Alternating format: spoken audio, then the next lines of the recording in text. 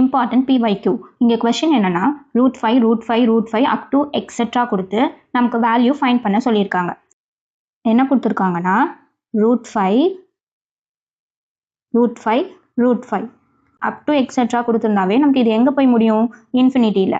So இதோட answer இன்ஃபினிட்டியில் முடிஞ்சிச்சுன்னா அந்த ரூட்குள்ளே என்ன வேல்யூ இருக்கோ அந்த வேல்யூவை அப்படியே போட்டுக்கணும். அதுதான் அந்த கொஷினுக்கான ஆன்சர்.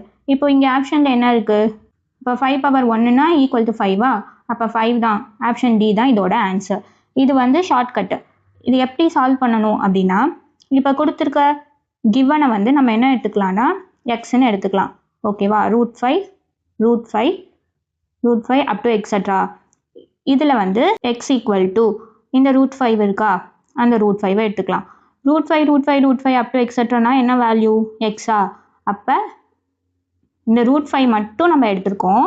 மீதி இந்த √5 எக்ஸட்ரானாலும் எக்ஸோட வேல்யூ தானே வரும்.